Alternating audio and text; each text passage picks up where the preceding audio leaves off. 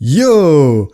Kamen Rider entre en scène, la forme, et nous nous retrouvons pour parler du retour du sauveur. Non, pas celui-là, c'est pas sérieux à ce point, on reste dans les animés quand même. Je parle bien sûr de Wataru, connu chez nous sous le nom de Adrien le sauveur du monde. Voilà, ou plutôt, dans ce cas-là, ce n'est pas le retour du sauveur, mais plutôt l'arrivée d'un nouveau sauveur. L'arrivée d'un nouveau Wataru. Et oui, un nouvel animé a donc été annoncé dans la franchise Wataru, qui sortira donc en janvier 2025, donc mine de rien, dans pas si longtemps que ça. Et c'est un animé assez particulier comparé au précédent et qui annonce un peu un renouveau de la franchise d'une certaine manière. Bon, déjà on va faire une petite présentation rapidement. Machine Eiyuden Wataru donc, est une grande franchise d'animé japonais qui date des années 80 et telles, et qui est un des premiers isekai. Vraiment, l'histoire c'est Wataru, un gamin d'école primaire qui se retrouve dans un autre monde et qui devient le sauveur de ce monde. Qui est arrivé chez nous, en tout cas les quelques premiers épisodes ont été doublés en français sous le nom de Adrien le sauveur du monde, et aussi qui a eu droit donc à une adaptation en jeu vidéo qui s'est vu ensuite massacrée quand elle est arrivée chez les Américains sous le nom de Cave Courage in Alpha Zone. C'était absolument n'importe quoi. donc il a tout vécu, le pauvre. Il s'est fait massacrer des deux bords. Parce que c'était quand même une première version française, même chez nous. C'était pas aussi débile que Cave in Alpha Zone, mais c'était pas non plus de la qualité, hein, la version Adrien le sauveur du monde. Surtout qu'on a eu que les 26 premiers épisodes, donc on n'a même pas eu la version entière, donc c'est un peu dommage. Mais c'est une franchise assez populaire, assez mythique au Japon. C'est vraiment important, il y a eu beaucoup d'itérations, et donc le premier, Machine Eiyuden Wataru, le Wataru, la légende du héros magique et divin. Ensuite il y a eu Machine Eiyuden Wataru 2, il y a aussi eu des nouveaux Machine Eiyuden Wataru qui est donc un OAV. Il y a eu Machine Eiyuden Wataru 3 qui est une suite. Il y a eu des dramas CD, il y a eu des mangas. Il y a eu ensuite une nouvelle série qui se passe dans un continuité alternatif mais avec les mêmes personnages, qui s'appelle Super Machine Eiyuden Wataru, qui était pas bien. C'était pas bien celle-là. Et après il y a eu rien pendant très très très longtemps. Jusqu'à ce que... Alors oui, donc c'était le Machine Eiyuden Wataru, et le Super, donc le dernier série, c'était en 97 qui a été sorti, et donc après il n'y a eu plus rien pendant très très longtemps, et jusqu'à ce que c'était lors de la période du Covid. Le Covid a été annoncé un peu lors de la production, du coup c'était un peu casse-pied, c'est sorti donc en 2020. Il y avait eu la série d'ONA, donc Original Net Animation, qui est sortie directement sur le net, quoi, qui s'appelait Machine Hero Wataru The Seven Spirit of Ryujin Maru, donc qui est sortie sur chaîne. C'était en fait une série de multimédia. L'histoire, pour avoir l'histoire complète, il fallait regarder et des light novels, et la série ONA, et un manga. Ça devenait chiant, c'était compliqué. Surtout, même si la série ONA est sortie en plusieurs langues, en anglais entre autres, les restes n'étaient pas dispo, du coup on n'avait pas l'histoire en entier, nous, de notre côté, pauvres occidentaux. Voilà. Mais ça a ramené en tout cas Wataru sur le devant de la scène, après donc bien des années, plus d'une décennie après. Et donc ça a redonné de l'engouement pour le public dans cette franchise. Bon, et ça a dû aussi être aidé par le fait que Wataru avait été apparu aussi dans Super Robo War X, la première série. Et la première série de Wataru avait apparu dans Super Robo War X, donc ça donnait un peu envie. Et du coup, c'est après qu'il y a eu du coup cet esprit de Ryujin Maru et tout ça. La série, en général, c'est une série d'aventures assez comique, plutôt rigolote. Il y a un peu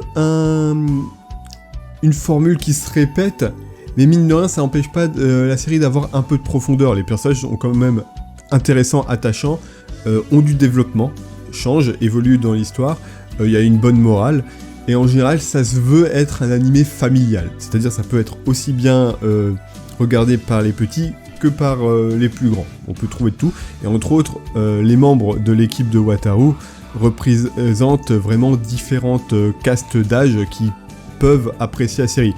Wataru, c'est un jeune garçon, voilà, école primaire, genre 10 ans, 9-10 ans. Umiko, la ninja, elle, c'est vraiment enfant de bas âge, plus 5 ans, hyperactive, qui fait n'importe quoi.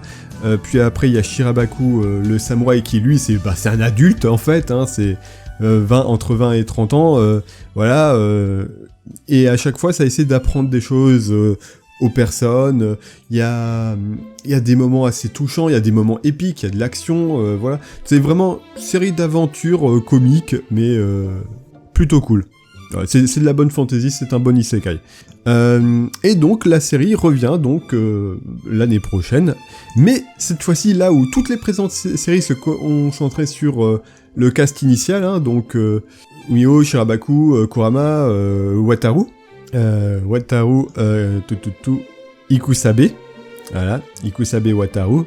Et ben cette fois-ci, on change complètement. Cette fois-ci, ça va être un tout nouvel cast, tout nouveau ensemble, tout nouveaux personnages qui vont donc débuter dans la série, donc qui s'appellera cette fois-ci Machine Soden Wataru, Machine Genesis Wataru. J'espère que ça n'aura rien à voir avec Evangelion, parce que la dernière fois ils ont fait ça, c'était avec Super, c'était pas terrible. Et qui donc va se concentrer donc sur un nouveau sauveur. Voilà, c'est une première, on va vraiment changer, on va reprendre le concept du sauveur, du monde alternatif, vu que le héros va à nouveau aller dans un autre monde, et donc rencontrer les machines, les mechas magiques et tout ça en SD. Mais cette fois-ci, ça sera vraiment des personnages différents, vraiment un line-up différent, toute nouvelle histoire, tout nouveau personnage, même le monde a pas mal changé. La chose qui reste, c'est que cette fois-ci, encore une fois, le personnage principal s'appellera à nouveau Wataru, mais cette fois-ci Wataru Oshibe. Donc on reste dans l'histoire, c'est toujours Machine Wataru, mais c'est plus même Wataru. Et donc on a eu un premier trailer. Alors le trailer du coup nous montre un peu les designs des différents personnages. Les designs, ça va, ça reste dans la continuité de Wataru, ils sont plutôt sympas, c'est plutôt bon enfant et tout ça. Et il semble vouloir garder les choses de différentes tranches d'âge, vu qu'on voit que Wataru est accompagné d'un adulte avec une grosse babarde, donc qui apparemment s'appellera Offline, et d'une plus petite fille, une sorte de princesse qui a priori s'appellera Maro, je crois que c'est ça. Et donc à nouveau, on garde le même esprit que le Wataru original. Mais il y a eu quand même beaucoup de changements et pas mal de choses qui semblent le différencier du précédent. Donc, déjà, même si visiblement Wataru se retrouve propulsé dans un autre monde avec son cousin aussi, avec Kakeru Amabe, donc il y aura a priori 2 personnages qui vont se retrouver propulsés dans le monde cette fois-ci. Donc vu qu'à base c'était que Wataru qui venait de d'autres mondes et qui allait dans le monde de fantasy, là apparemment ça sera deux personnages, deux cousins qui se retrouvent propulsés dans le monde et a priori séparés. Et quand on voit comment ça se développe dans le trailer, visiblement ça semble vraiment partir sur un ton plus moderne, limite un petit peu cringe. Non, j'en déconne, mais cette fois-ci le monde semble être un jeu vidéo, donc il semble inclure le monde jeu vidéo. Et cette fois-ci, Wataru, il va pas être en mode sauveur du monde, je suis le mec courageux qui aide tout le monde, c'est trop cool d'être un héros, de s'amuser, tout ça. Il va passer plus sur un délire influencer, youtubeur, il va être un ryotuber. Wataru Oshibe, donc notre protagoniste, va être ce qu'ils appellent un ryotuber. Alors après, il semble toujours se faire appeler... sauveur par les gens du monde, entre autres Ryujin Mao, mais ça semble être un autre délire. Lui apparemment il semble être plus dans le délire vraiment je vais être une superstar, regardez-moi, et donc on le voit qu'il a un téléphone là, portable, iPad, une tablette, qu'il accroche, qui est pour filmer partout, filmer sa gueule, et pour apparemment être une superstar. Alors est-ce que ça va être un truc du style ça renvoie dans le monde réel et du coup les gens du monde réel peuvent suivre ses aventures, ou est-ce que c'est un truc qui est dans le monde de fantasy, et du coup c'est le monde des Heroic Fantasy qui regarde ses aventures, et genre c'est peut-être un truc pour contrecarrer un effet néfaste d'un méchant, allez savoir. Après ils peuvent faire des trucs bien avec, hein, comme dit dans Eden Zero, la personnage principale, je me rappelle plus de son nom, elle, enfin la personnage féminin principale, elle aussi c'était une influenceuse, donc en soi c'était pas plus merdique que ça. Donc ça peut faire quelque chose d'intéressant. Aussi le monde dans lequel évolue donc Wataru semble cette fois-ci être une sorte de Minecraft. On le voit qui peut créer des blocs pour et les empiler. Alors peut-être que ça sera un de ses pouvoirs particuliers à lui. On voit aussi que dans son monde à lui, le monde réel, il jouait justement à un jeu à Minecraft où il essayait de construire un robot géant. Donc d'ailleurs c'est comme ça que Ryujin Maru cette fois-ci sera construit. Le fait que le héros à la base construive son mecha, c'était aussi un truc dans l'original. À base, Ryujin Maru, dans le Wataru original, c'est une statue de glaise que Wataru a fait à l'école. Donc il garde un peu cette idée, mais il le modernise. Et après on le voit qu'il peut du coup, dans le monde de fantasy, je me rappellerai jamais du nom, et puis le nouveau monde, je sais pas si c'est, ils disent pas si c'est le même monde que dans le précédent. Bon, enfin bref, il peut construire du coup son robot vraiment dans ce monde pour l'invoquer, donc appelé Ryujin Maru pour se battre. Et donc on voit aussi du coup que toutes les machines cette fois-ci sont animées en 3D, en CGI, qui est pas si merdique que ça marche bien, comme dit, moi j'ai toujours dit, CGI ça marche bien pour les mechas. Donc en soi, ça va, j'ai pas de soucis avec ça. Donc on voit aussi qu'il y aura donc, comme dans le précédent, qu'il y aura plusieurs mechas. Il y en a beaucoup, on a les noms de quelques-uns, donc il y a Ryujin Maru bien sûr, qui a un design un peu différent de celui de l'original, mais on retrouve de grosses similitudes. Après on verra à peu près s'il aura des nouvelles capacités, s'il conserve les mêmes capacités que l'ancien. Et aussi s'il y aura des upgrades, dans toutes les séries il y a des upgrades, donc là étant donné que ça semblait vouloir être une nouvelle itération, donc on va sûrement garder celui-là très longtemps quand même. On voit aussi que du coup qu'il y aura pas mal de nouveaux machines, Ryujin Maru étant en vrai le seul qui revient.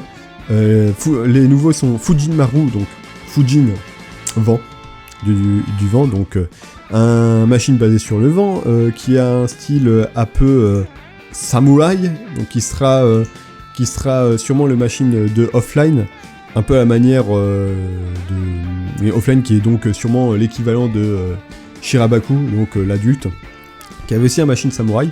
Il y a ensuite Kirin Maru, qui sera du coup cousin de Wataru, qui lui sera sûrement plus foudre vu le design, ça a l'air d'être nuage. Ou alors c'est peut-être eau. Vu que c'est des nuages, ça pourrait être eau, et vu qu'on voit dans le trailer qui surfe, ça pourrait en effet être eau. Et puis il y a aussi Tensho Maru, et puis Jugo Maru. Donc si y a Maru, c'est des gentils. Normalement, relativement. Donc oui, les designs sont plutôt cool, plutôt efficaces. L'aspect 3D, bon, quand il les voit immobiles, ça fait un peu bizarre, mais quand on les voit bouger, c'est pas mal. Donc on va voir si c'est aussi, vu qu'il y a plusieurs personnages du coup qui rentrent, est-ce qu'il y aura encore d'autres plus que deux de notre monde qui vont rentrer dans le monde fantastique. Allez savoir. Chose aussi que j'aimerais savoir, c'est où ça se passe dans la continuité. Est-ce que c'est une toute nouvelle continuité qui a rien à voir avec le précédent, fait complètement son nouveau truc, on repart de zéro complètement. Et donc c'est un nouveau monde et tout ça, mais juste ils ont gardé Ryujin Maru parce que c'est vendeur.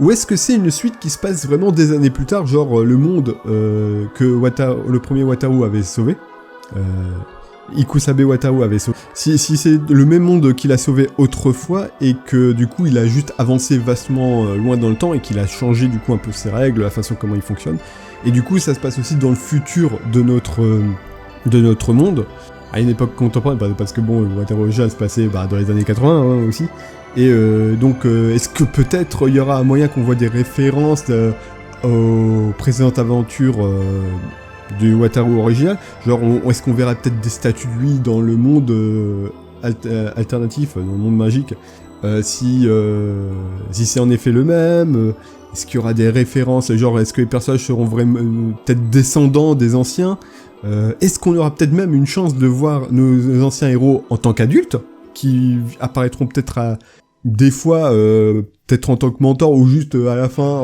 pour filer un coup de main, ou même faire un petit caméo? Ça serait intéressant, en vrai, y a moyen de faire. En vrai, je suis assez curieux de voir ce que ça va donner. Aussi de voir le nombre d'épisodes que ça aura. Comme dit, est-ce que ça sera un animé court à la Grandizer U, ou est-ce que ça va plutôt partir sur un... comment ça s'appelle, Shinkayon, et que ça va être genre quarantaine, cinquantaine d'épisodes? Ce qui serait possible, hein, en fait. Wataru a eu beaucoup de gros d'animés avec beaucoup d'épisodes.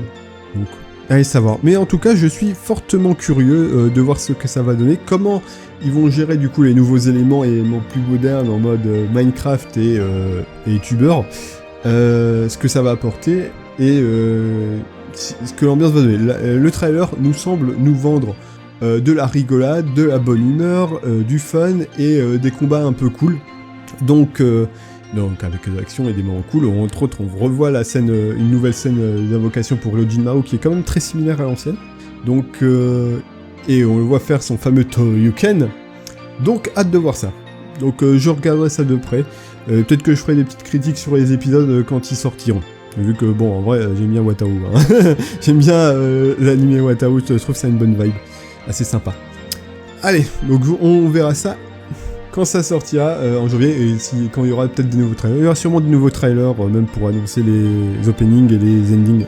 Allez, c'était Kamen Rider. Je quitte le stage. Et on se retrouvera pour les aventures de Wataru qui promettent d'être cool et intéressantes. To